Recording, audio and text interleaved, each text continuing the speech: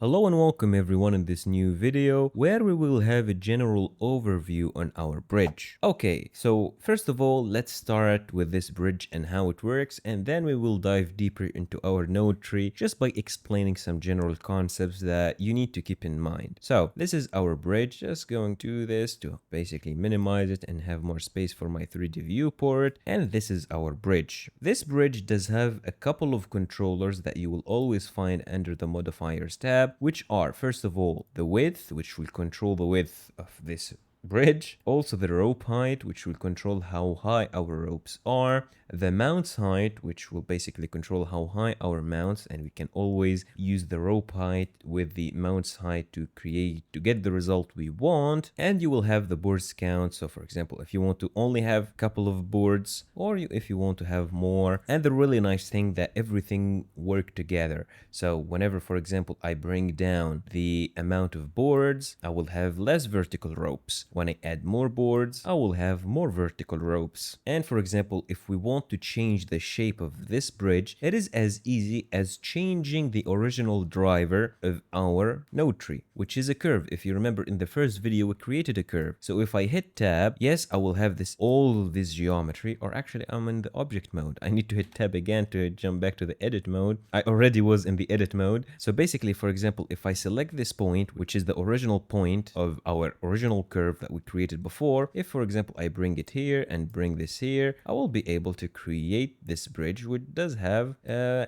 different shape. I can also, for example, rotate this so that or let's say scale it to have these sort of bridges. Oh, that's crazy. Let's say something like so. Scale it so you will have a bridge hanging like you're seeing right now. You can also, for example, let's select both of these 2 points, hit the right mouse button, subdivide to create 3 points, and you can create some crazy stuff like you're seeing right now. It is up to you basically to play with this bridge the way you want. And as I say always, the really nice thing that everything is procedural. So even though I'm moving all of these elements, everything will just adapt to that. And as you can see right here, everything is adapting. And the really nice thing is that there is no way to get such flexibility with the typical workflows of modeling actually this bridge. Let's right now focus a little bit on our node tree just so that we can just have a general overview of our node network. I'm going to hit Control Spacebar to maximize it, and this is our entire node tree. And as you can see, our node tree is composed of different components or different blocks: lower ropes, main ropes, mounts, wood, vertical ropes, knots, and all of that. And I do know that, hey, you already know that it is actually composed of different blocks, but this is an important thing that you always need to keep in mind. Everything that you will see on the internet and all the crazy work that you might see on the internet using geometry nodes and all the projects that you might have in mind, if you just focus a little bit and study them before you actually start working, you will start to figure out what are the different blocks that you need to create. Don't think of geometry nodes as something that basically one node that will do everything. And this will actually bring me to the most important advice, which is that whenever you're trying to create something in geometry nodes, there are two main things that you always need to think about. The first thing, which are, what are your blocks? Think of your different objects. What are the different elements that you need to create? A lot of people think that when it comes to geometry nodes, they will basically just have a huge node tree and every single node will connect to the second node and all of them will create the final result. And there is no notion, let's say, of blocks that certain nodes will do certain things, other nodes will do certain things, and other nodes will do certain things. And this is completely wrong. You should always think of geometry nodes in terms of blocks. And these blocks are the different components of your object. So if you want to create something using geometry nodes, always think of the different elements constructing that object.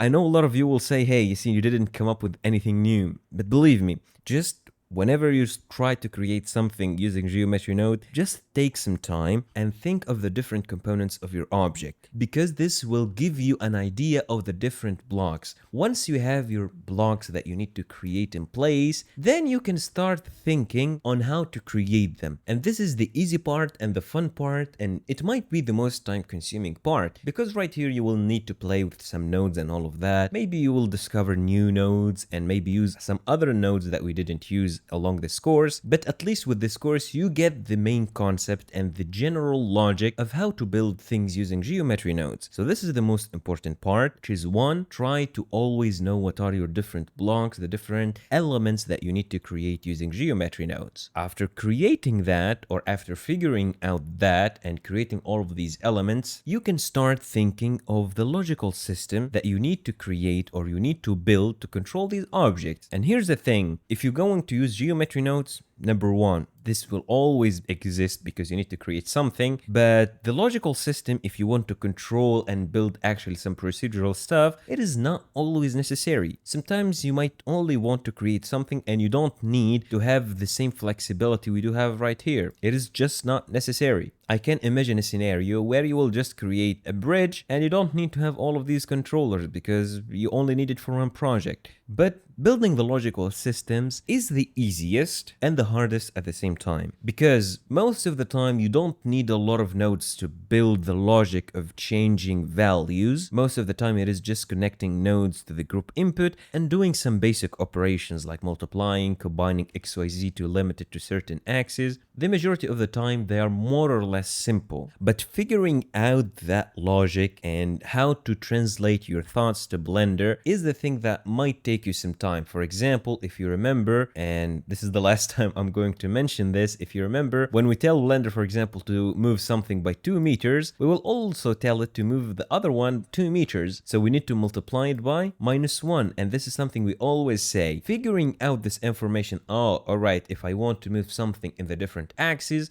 I need to multiply it by 1. This is the thing that will take some experimenting and basically playing with geometry nodes to reach a point where you know exactly how to translate your thoughts, or actually how to translate the logical system and the controlling system you have in mind into actual nodes. And yeah, think of your blocks. This is my first advice. And then you can start worrying about controllers and how you can build a logical system. I hope you enjoy this course. I hope you learned a lot when it comes to geometry nodes and the logic behind it. And yeah, right now I do have a small task for you, which is that I already created a course on how to create the scene. I want you to integrate this bridge into that scene. So go watch that course, create that scene, and then integrate that bridge into it and send me the final result. And looking forward to hearing from all of you. So yeah, thank you, and I will see you in future courses.